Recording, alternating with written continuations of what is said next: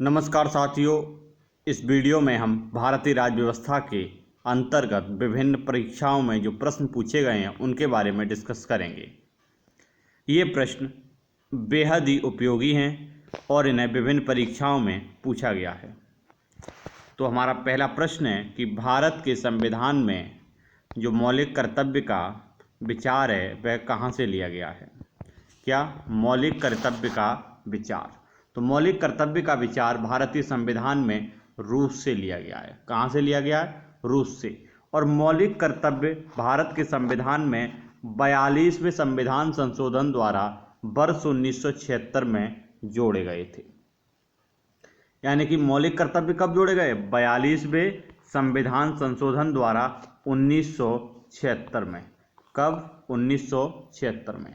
तो मौलिक कर्तव्य का विचार आया कहाँ से है? रूस के संविधान से। अगला प्रश्न है कि विधि का शासन कहाँ से लिया गया है? दोस्तों, भारतीय संविधान में विधि का शासन इंग्लैंड से लिया गया है। कहाँ से लिया गया है? इंग्लैंड से। अगला प्रश्न है हमारा, मूल अधिकारों की अवधारणा किस देश के संविधान से ग्रहण की गई है? दोस्तों, भारतीय संविधान में मूल संविधान की अवधारणा संयुक्त राज्य अमेरिका से ली गई है। कहाँ से ली गई है? संयुक्त राज्य अमेरिका से। और इसे भारतीय संविधान का मैग्ना कार्टा भी कहा जाता है। क्या कहा जाता है? भारतीय संविधान का मैग्ना कार्टा। अगला प्रश्न है हमारा, लिखित संविधान का प्रारंभ किस देश में हुआ? तो दोस्तों, सबसे पहले लिखित संविधान का प्रारंभ संयुक्त राज्य अमेरिका में हुआ। कहाँ पर हुआ? संयुक्त राज्य अमेरिका में।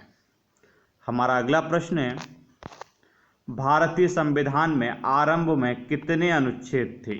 दोस्तों, भारतीय संविधान में जब आरंभ हुआ उस समय कुल 395 अनुच्छेद थे। कितने अनुच्छेद थे? 395। अगला प्रश्न है हमारा, वर्तमान में भारतीय संविधान में गणना की दृष्टि से कुल कितने अनुच्छेद और अनुसूचियां हैं?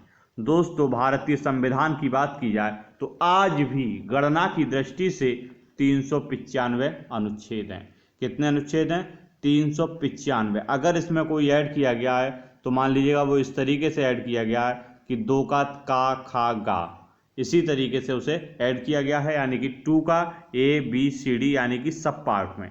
तो इस तरीके से अगर गणना की जाए तो कुल कितने अनुच्छेद हैं आज भी? 395। जबकि अनुसूचियां कितनी हो गई हैं? 12। और मूल संविधान में कितनी थी? 8। कितनी थी? 8। यानी कि 4 अनुसूचियां बाद में जोड़ी गई हैं। अगला प्रश्न है हमारा, भारतीय संविधान में शामिल है। दोस्तों, भारतीय संविधान में 395 अनुच्छेद, 22 भाग और 12 अनुसूचियां हैं।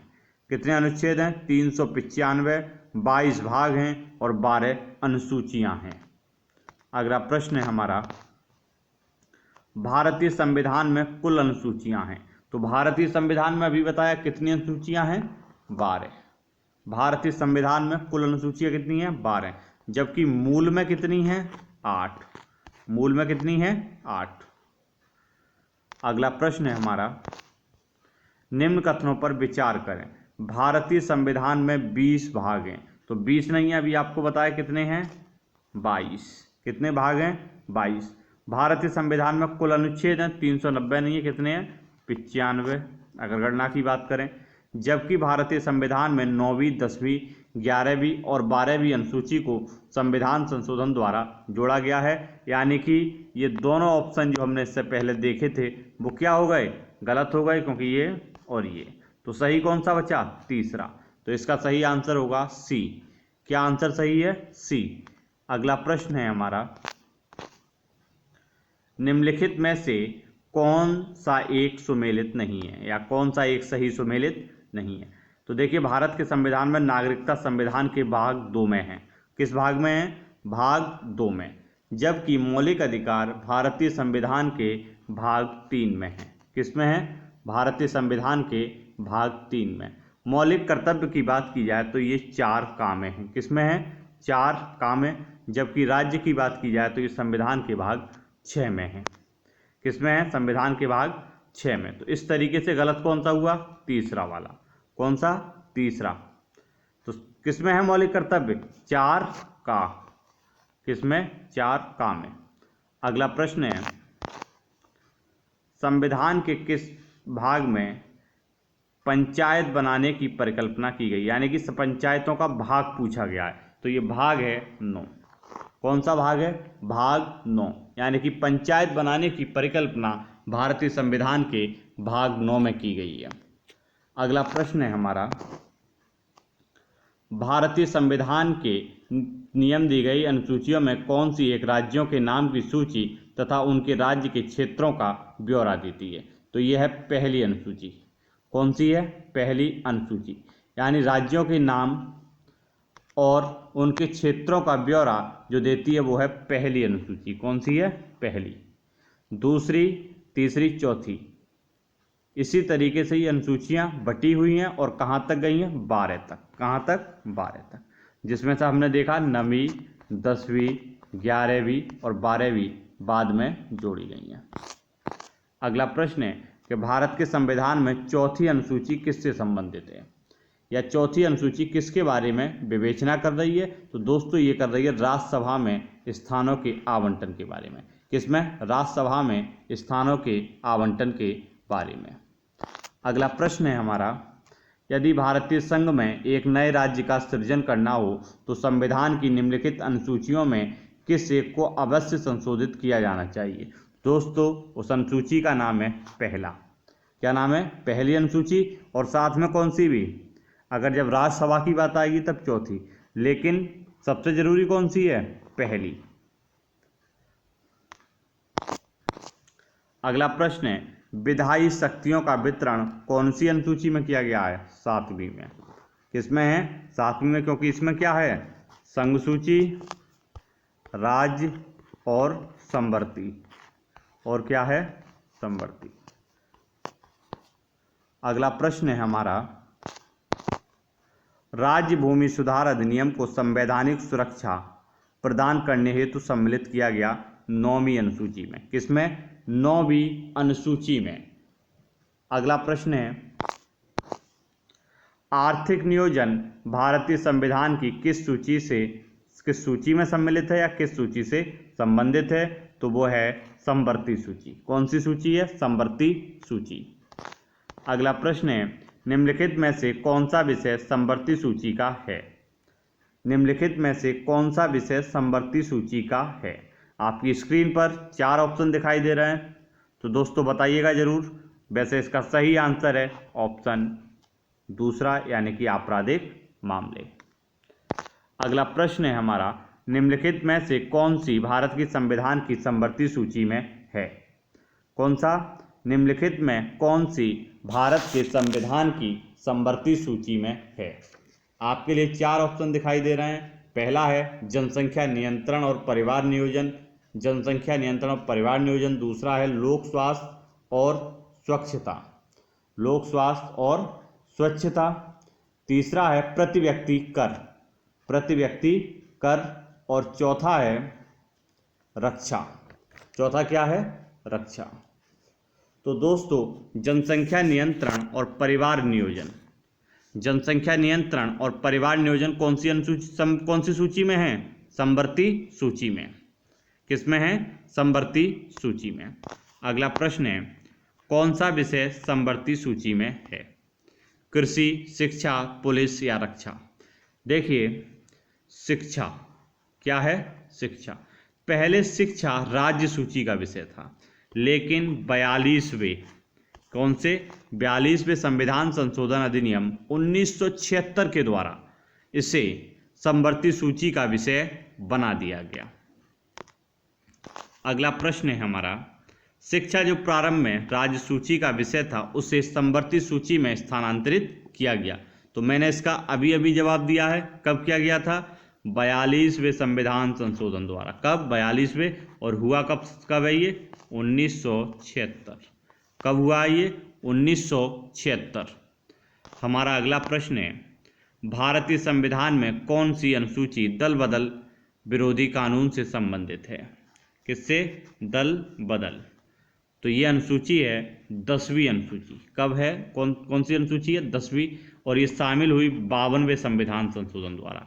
कौन से? 52वें। और साल था 1985।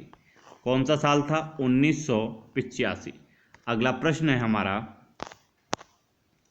7वीं अनुसूची के अंतर्गत संघ सूची में निम्नलिखित में किसका उल्लेख नहीं है? 7वीं अनुसूची के अंतर्गत संघ सूची में निम्नलिखित में से किसका उल्लेख नहीं है? तो दोस्तों, अगर इस प्रश्न के बारे में आपको ऑप्शन दिखाई दे रहे हैं तो कौन कौन से हैं? बैंकिंग, क्या है? बैंकिंग। बैंकिंग किसका विषय है? केंद्र सरकार का। किसका विषय है? केंद्र सरकार का। उसके बाद जनगणना किसकी है? केंद्र सरकार की। किसकी है? केंद्र सरकार की। बीमा किसका है? केंद्र सरकार की। किसकी है? केंद्र सरकार की। तो कौन सा बचा? गैस। क्या बचा? गैस। अगला प्रश्न है हमारा, कौन सा विषय भारतीय संविधान की संघ सूची में शामिल नहीं है? देखिए, भारत की रक्षा कौन करता है? केंद्र सरकार, यानी कि सेना किसके अंडर में है? केंद्र सरकार के। वैदेशिक मामले यानी कि विदेश संबंध कौन निर्धारित करता है? संबंध कौन निर्धारित करता है? भारतीय सरकार यानी कि संघ सरकार। इसी तरीके से रेलवे, रेलवे को कौन चलाता है? केंद्र सरकार। तो कृषि क्या है? समवर्ती सूची में है। तो कौन सा नहीं है? कृषि। तो इसका सही आंसर क्या होगा? इसका सही आंसर होगा दोस्तों कृषि। क्या होगा? कृषि। अगला प्रश्न है हमारा, राज्य सूची में निम्न में से किसका उल्लेख है? राज्य सूची में निम्न में किसका उल्लेख है? तो वो है रेलवे पुलिस। क्या है? Railway police. रेलवे पुलिस किसका भाग है? राज्य सूची का। राज्य सूची का। अगला प्रश्न है हमारा, पंचायती राज विषय निम्नलिखित में से किस सूची में सम्मिलित है? यानी कि पंचायती राज की बात हो रही है, तो पंचायती राज किस में है? राज्य सूची में। किस में है? राज्य सूची में। और भूमि सुधार किस में होगा? राज्य सूची में। भूमि सुधार भी किस में है? राज्य सूची में। भूमि सुधार किस में है? राज्य सूची में।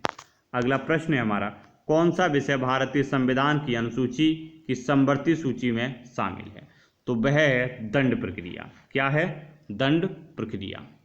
किस में है दंड प्रक्रिया? दंड प्रक्रिया है आपकी समवर्ती सूची में। पुलिस, कारागार और लोक व्यवस्था, यानी कि ये तीनों किसका विषय हैं? राज्य सूची का। किसका? राज्य सूची का। अगला प्रश्न है हमारा, विवाह विच्छेद और गोद लेना संविधान की 7वीं अनुसूची के अंतर्गत किसका विषय है? तो वो विषय है समवर्ती सूची का। किसका विषय है? समवर्ती सूची का। अगला विषय है हमारा, अगला प्रश्न है कि सरकार द्वारा शुल्क एवं कर लगाने का अधिकार संविधान की किस अनुसूची में उल्लिखित है? तो वह उल्लिखित है 7वीं अनुसूची में। किसमें? 7वीं अनुसूची में। अगला प्रश्न है हमारा, निम्नलिखित में से कौन राज्य सूची में है? यानी कि राज्य सूची की बात हो रही है, तो राज्य सूची किसका विषय है? राज्य सूची किसका विषय है? 7वीं अनुसूची का। किसका विषय है? 7वीं अनुसूची का। अगला प्रश्न है हमारा, कौन राज्य सूची में सम्मिलित है? कौन राज्य सूची में सम्मिलित है? देखिए, कौन है? Railway police. कौन है? Railway police. किस में है ये? राज्य सूची में। अगला प्रश्न है हमारा, संविधान की 6वीं अनुसूची किस राज्य में लागू नहीं होती है? तो ये लागू नहीं होती है मणिपुर में। कहाँ पर? मणिपुर में। तो इसके राज्य को याद करने का तरीका क्या है? ATMM। A for Assam, T for Tripura, M for Meghalaya और M फॉर मिजोरम। कहाँ पर? A for Assam, T for Tripura, M for Meghalaya और M फॉर मिजोरम। तो कौन सा शामिल नहीं है? M for Manipur. क्या शामिल नहीं है? मणिपुर। यानी कि यहाँ पर कितने M हैं? 3 हैं, जिसमें से शामिल कौन सा नहीं है? मणिपुर। अगला प्रश्न है हमारा, भारत के संविधान की किस अनुसूची में विभिन्न राज्यों में अनुसूचित क्षेत्रों के प्रशासन और नियंत्रण के लिए विशेष उपबंध है? तो दोस्तों, ये 5वीं और 6वीं में किया गया है। किसमें? 5वीं और 6वीं में। तो पूरे देश के अंतर्गत किस में है? 5वीं में। जबकि ATMM के अंतर्गत किस में है? 6वीं में, यानी कि 5 क्या किया गया है, छूट दी गई है। क्या किया गया है, छूट दी गई है। अगला प्रश्न है हमारा, भारत के संविधान में 5वीं अनुसूची और 6ठी अनुसूची के उपबंध निम्नलिखित में से किस लिए किए गए हैं? 5वीं और 6ठी अनुसूची के उपबंध किस लिए किए गए हैं? अनुसूचित जनजातियों के हितों के संरक्षण के लिए। किसके लिए? अनुसूचित जनजातियों के हितों के संरक्षण के लिए। तो कौन सी अनुसूची में किए गए हैं ये? 5वीं और 6वीं में। अगला प्रश्न है हमारा, पंचायतों को संवैधानिक दर्जा प्रदान किया गया है। तो दोस्तों भारत में पंचायतों को संवैधानिक दर्जा अनुच्छेद 243 के अंतर्गत दिया गया है। किसके अंतर्गत? अनुच्छेद 243 के अंतर्गत। अगला प्रश्न है हमारा, संविधान की 11वीं अनुसूची निम्नलिखित में से किससे संबंधित है? तो दोस्तों भारत की जो संविधान है उसकी 11वीं अनुसूची जो है वो पंचायती राज से संबंधित है। किससे है? पंचायती राज से। अगला प्रश्न है हमारा, राष्ट्रपति की सिफारिश के बगैर कोई विधेयक जो कर लगाता है विधायिका में नहीं रखा जा सकता। ये प्रावधान भारत के संविधान के किस अनुच्छेद के अंतर्गत आता है? तो दोस्तों ये आता है अनुच्छेद 117 के अंतर्गत। किसके अंतर्गत? अनुच्छेद 117 के अंतर्गत। दोस्तों अनुच्छेद 110 में कहा गया है और ये 117 इस पर क्या करता है? प्रतिबंध लगाता है। तो कौन सा अनुच्छेद है? 117। अगला हमारा प्रश्न है, वित्त विधेयक के बारे में विशेष उपबंध किस अनुच्छेद के अंतर्गत किए गए हैं? दोस्तों वित्त विधेयक के बारे में उपबंध जो है विशेष वो किए गए हैं अनुच्छेद 117 में। किसमें? अनुच्छेद 117 में। हमारा अगला प्रश्न है कि भारतीय संविधान के किस अनुच्छेद के अंतर्गत अखिल भारतीय सेवाओं का प्रावधान किया गया है?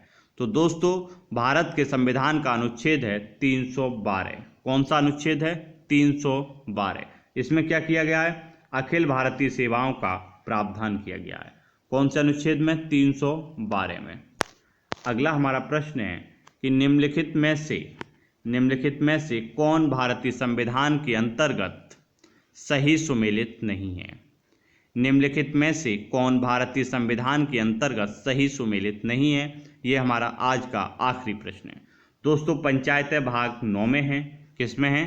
भाग 9 में। नगर पालिकाएँ भाग 9 का में हैं। सहकारी समितियां भाग 9 खा में हैं, जबकि अधिकरण 14 का में हैं। किस में हैं?